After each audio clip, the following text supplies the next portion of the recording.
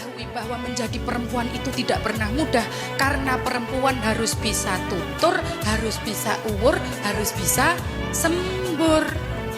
Perempuan harus bisa berkata yang baik, perempuan harus bisa memberikan nasihat yang baik. Jangan sampai menjadi perempuan yang memberikan kata-kata yang jelek. Di dunia itu ada dua, ibu-ibu, ada tuah, ada tulah. Situasi sekarang di dunia pesantren ini memang kita sedang berduka, nggih Bu Nyai, kalau kita lihat di televisi, kita lihat di media sosial, pesantren itu difitnah sedemikian kejinya.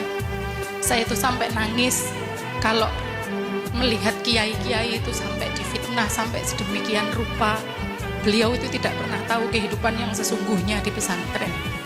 Seandainya kru film atau kru TV ya, kru televisi itu ya, mondok tidak usah lama-lama, kilatan saja, 30 hari saja tinggal di pesantren Ramadan gitu, tidak usah 3 tahun, 6 tahun, 9 tahun, 13 tahun seperti kita, kilatan 1 Ramadan saja.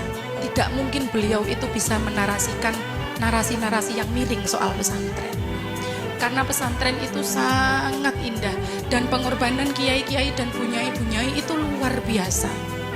Mereka itu kalau diketahui dari luar seperti meminta sesuatu, padahal seumur hidupnya kiai dan bunyai itu tidak pernah memikirkan dirinya sendiri, hanya memikirkan bagaimana santrinya biar pinter, bagaimana santrinya biar survive, bagaimana santrinya biar bahagia dunia dan akhirat. Makanya suwakit nggih ning kalau mendengar berita-berita sekarang. Reaksi santri-santri beragam. Ada yang tajam, ada yang lembut.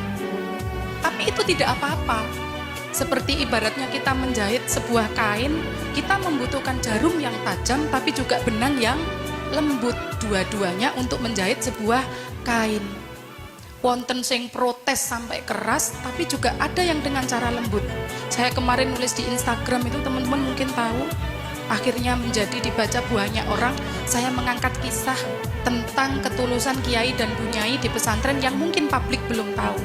Makanya adik-adik kalau medsosan, tiktokan, instagraman, jangan cuma membahas dirinya sendiri, sekali-kali ceritakan kisah pengorbanan bunyaimu, kisah pengorbanan kiaimu, kisah pengorbanan ning-ningmu.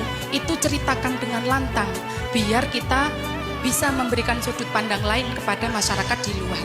Ngoten nggih. Jadi reaksinya memang bermacam-macam. Basa Jawane nek kaku kena gawe pikulan, nek lemes kena gawe dadung. Dua-duanya baik dalam rangka membela para gurunya. Tapi kita itu tidak mungkin tercerai-berai, karena pesantren itu sudah dari sononya kuat nggih. Seperti kisah Pandawa itu, mau dihantam dari manapun tetap bersatu, tidak bisa terpisahkan. Walaupun ada perang, ada pemberontakan, Pandawa itu tetap kuat, Pandawa itu tetap menjadi satu.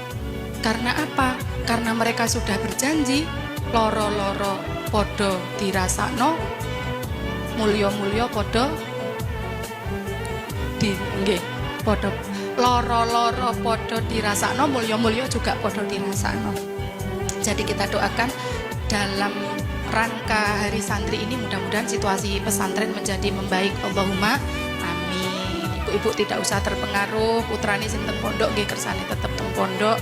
Yang semula sudah yakin anaknya akan ditaruh di pesantren juga tidak usah goyah. Kita tetap satu barisan membela para guru. Ngoten nggih.